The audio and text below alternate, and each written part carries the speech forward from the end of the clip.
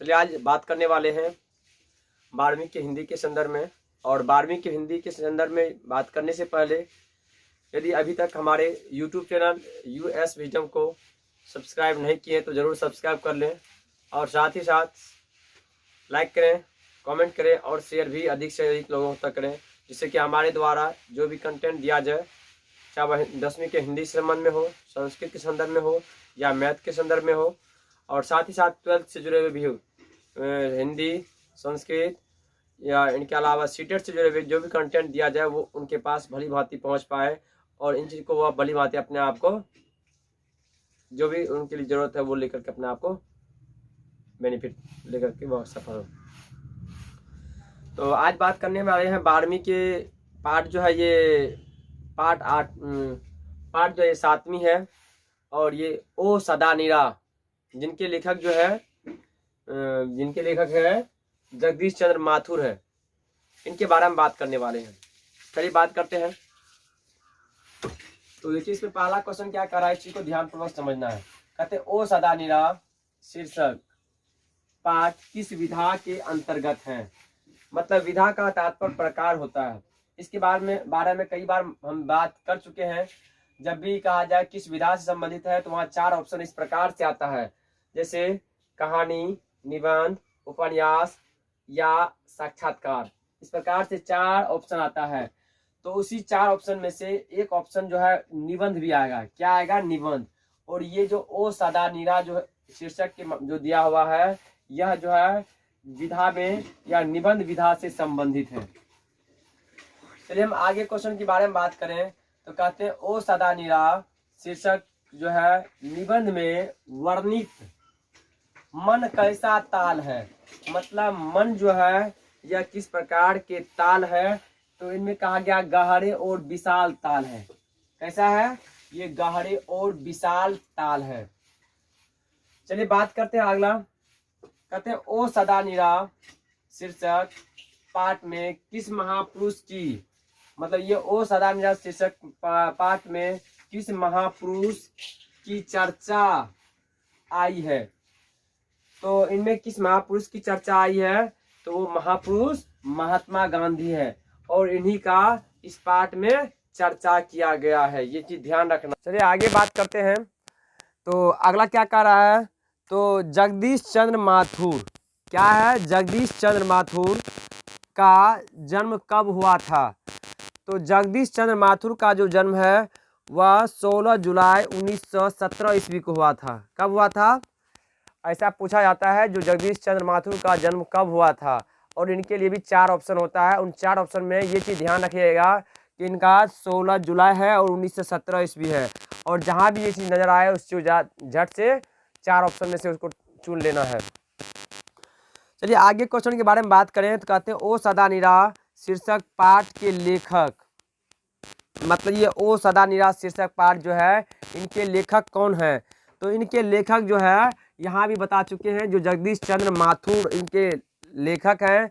अर्थात इस पाठ के कवि या इस पाठ के निबंधकार ओ सदा निरा के निबंधकार जगदीश चंद्र माथुर है। चलिए आगे हम क्वेश्चन के बारे में बात करें तो कहते हैं बहुजन संप्रेषण। क्या लिखा हुआ है? बहुजन संप्रेषण के माध्यम पुस्तक किसने लिखी। तो बहुजन संप्रेषण के माध्यम एक पुस्तक है। ये चीज यहाँ माध्यम नहीं, ये यहाँ से यहाँ तक ये पुस्तक का नाम है। तो बहुजन संप्रेषण के माध्यम जो पुस्तक है ये जगदीश चंद्र माथुर के द्वारा लिखा गया है। इसके द्वारा लिखा गया है, ये जगदीश चंद्र माथुर के द्वारा ये लिखा गया है। चलिए आगे हम क्वेश्चन के बारे में बात करें तो कहते हैं गांधी जी चंपारण में कब आए। मतलब ये जो गांधी जी थे चंपारण कब आए थे। तो ये जो है अप्रैल 1917 ईस्वी में आए थे। कब आए थे?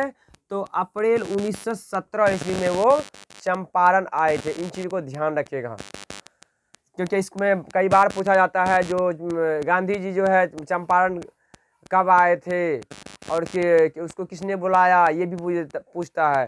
तो राजकुमार थे, उनके आमंत्रण पर जो है अप्रैल 1917 में वो जो है चंपारण आए थे महात्मा गांधी जी। चलिए आगे हम क्वेश्चन के बारे में बात करें तो कहते हैं जगदीश चंद्र माथुर को कौन सा अवार्ड मिला था। अवार्ड मतलब जो गिफ्ट होता है वो कौन सा मिला था, तो उनको कालिदास अवार्ड मिला था। कालिदास अवार्ड से उन्हें सम्मानित किया गया था। और कालिदास के बारे में हर कोई पता होगा कि संस्कृत के बहुत ही बड़े विद्वान थे, जो जिन्होंने मेघदूतम जैसे अनेक पुस्तक की उन्होंने रचना की है। चलिए आगे हम क्वेश्चन के बारे में बात करें तो कहते हैं 3 कठिया प्रथा, मतलब 3 कट्ठा मतलब हर 1 एकड़ में 3 कट्ठा जो प्रथा था का संबंध किससे है, मतलब किस चीज़ से इनका संबंध है, तो इनका संबंध जो है वह नील से है। नील क्या होता है, तो नील का एक खेती होता था जो कि हर 3 कट्ठा हर किसान को एकड़ों में करना पड़ता था। ये 3 कठिया प्रणाली जब अंग्रेजों के समय था तो ये मौजूद था, और उन्हीं के विरोध में यहाँ पर जो है महात्मा गांधी जी चंपारण आए हुए थे। चलिए हम आगे बात करें तो कहते हैं जगदीश चंद्र माथुर का निधन कब हुआ। निधन मतलब वो यहाँ से कब चले गए, तो वो जो है उनके निधन जो है 14 मई 1978 ईस्वी को हुआ। कब हुआ, 14 मई 1978 ईस्वी को उनका निधन हो गया। चलिए आगे हम क्वेश्चन के बारे में बात करें तो कहते हैं चोर कैसा ताल है, मतलब यह कैसा ताल है, तो ये इनके ताल के बारे में कहा जाए तो कहते हैं यह उथले ताल है। उथले मतलब ये जो है अपने एक प्रकार का उथले ताल के रूप में आता है। कौन सा, तो ये जो है। चलिए आगे बात करते हैं अगले क्वेश्चन पर। तो अगला क्वेश्चन क्या कर रहा है, इसी को ध्यान रखना है। अगला क्वेश्चन कर रहा है जो बराज, मतलब ये बराज जो है, बराज कहाँ बन रहा था, ये बराज जो है ये कहाँ पर बन रहा था, तो यह भोसा लोटन थे उस वहाँ पर वो बन रहे थे। कहाँ, तो भैंसा लोटन है, भैंसा लोटन में बराज बन रहा था। चलिए अगला हम क्वेश्चन के बारे में बात करें तो अगला कहा जाता है वैशाली महोत्सव का बीजारोपण। वैशाली महोत्सव का बीजारोपण किसने किया, तो वैशाली महोत्सव का बीजारोपण जो है जगदीश चंद्र माथुर ने किया। किसने किया, तो जगदीश चंद्र माथुर ने किया। चलिए हम अगले क्वेश्चन पर बात करते हैं। कहते हैं ओ सदा नीरा किसको निर्मित बनाकर लिखा गया, मतलब किस चीज को निर्माण करके या बनाया गया, तो एक गंडक नदी है, इनके लेकर के लिखा गया है ओ सदा नीरा, या इनको निर्मित बना करके लिखा गया है। चलिए हम आगे क्वेश्चन के बारे में बात करें तो कहते हैं मेरठ, क्या, तो मेरठ के महंत, मेरठ के महंत ने गांधी जी को कहाँ शरण दी,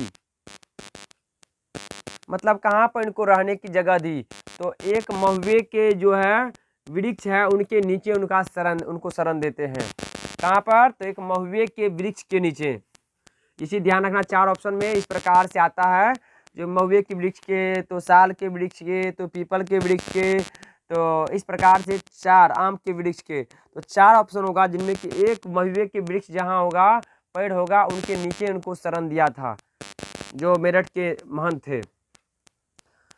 चलिए आगे हम क्वेश्चन के बारे में बात करें तो कहते हैं आम्रपाली जिसको अम्बपाली भी कहते हैं, ने तथागत को क्या सौंपा था, मतलब जो तथागत थे उनको क्या मतलब भार दिया था, तो उसको आम्रवन दिया था, मतलब आम्रवन जो थे उनको जिम्मेवारी उनको सौंपा गया था। चलिए हम आगे क्वेश्चन के बारे में बात करें तो कहते हैं माथुर जी को, मतलब माथुर जी को किस सम्मान से सम्मानित किया गया था, तो माथुर जी को, मतलब ये जो माथुर है मतलब ये माथुर जी जो है जगदीश चंद्र माथुर जी, इसको किस सम्मान से सम्मानित किया गया था, तो इनको किया गया था बिहार राजभाषा पुरस्कार से सम्मानित किया गया था।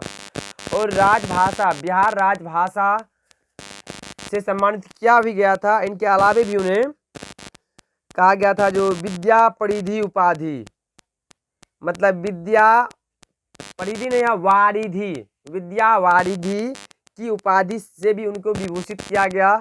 और साथ ही साथ इनको ऐसा भी कहा जाता है जो कालिदास अवार्ड से भी सम्मानित किया गया था। तो इसमें इससे पहले जो क्वेश्चन में दे चुके हैं, जो कालिदास अवार्ड से किसे सम्मानित किया गया, इनको ध्यान रखिएगा। या ये जो है बिहार राज्य सेवा पुरस्कार से किसे सम्मानित किया गया, या ये जो है ऐसा पूछा जाए विद्या वारिधि की उपाधि से किसे विभूषित किया गया या सम्मानित किया गया, तो इनमें ध्यान रखिएगा जगदीश चंद्र माथुर को ही सम्मानित किया गया था। चलिए आगे हम क्वेश्चन के बारे में बात करें। कहते हैं ये थारन, ये क्या लिखा हुआ है, थारन। थारन शब्द किस शब्द से विकसित हुई है, मतलब ये थारन शब्द जो है किस शब्दों से मिलके या किस शब्दों से वह आई हुई है। ये जो है थार शब्द से थारन शब्द आई हुई है। चलिए हम आगे क्वेश्चन के बारे में बात करें तो कहते हैं चंपारण में थागर, चंपारण में थागर कहाँ से आए हैं। तो ये चंपारण में जो है ये थागर जो है यह छोटा नागपुर से आए हैं। कहाँ से, ये छोटा नागपुर से आए हैं। चलिए हम बात करें आगे क्वेश्चन के बारे में तो कहते हैं बोलते क्षण, क्या लिखा हुआ है, बोलते क्षण किस साहित्यिक विधा की कृति है। साहित्यिक है, एक सेकंड देख लेते हैं किस साहित्यिक की विधा है। साहित्य होनी चाहिए, साहित्यिक लिखा हुआ है।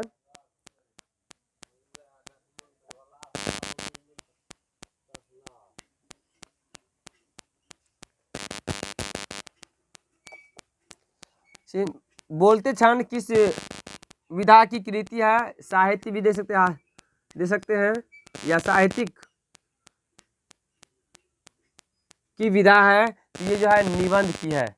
इसमें भी 4 ऑप्शन होंगे, निबंध, कहानी, इनके अलावा आभाषण, साक्षात्कार, इस प्रकार से होता है। इनमें कि ये निबंध से जुड़े हुए हैं। चलिए हम आगे क्वेश्चन के बारे में बात करें तो कहते हैं भोर का तारा, क्या लिखा हुआ है, भोर का तारा एकांकी कब प्रकाशित हुई, मतलब कब इनको प्रकाशित किया गया। तो इनको जो है 1946 में भोर का तारा जो एकांकी है इन्हें प्रकाशित किया गया था। तो चलिए अभी तक हमारे हमारे यदि वीडियो अच्छा लगे हो तो जरूर इन्हें सब्सक्राइब कीजिए, लाइक कीजिए, शेयर कीजिए और साथ ही साथ कमेंट जरूर कीजिए। और आप लोगों को हमें उम्मीद है कि 10वीं से जुड़े हुए संस्कृत, हिंदी और मैथ से जुड़े हुए कम से कम एक कंटेंट एनुअल एग्जाम 2022 के लिए दिया जाएगा। और एक कंटेंट आप लोगों को यूट्यूब चैनल 21/11/2021 से, मतलब 21 नवंबर 2021 से यूट्यूब के माध्यम से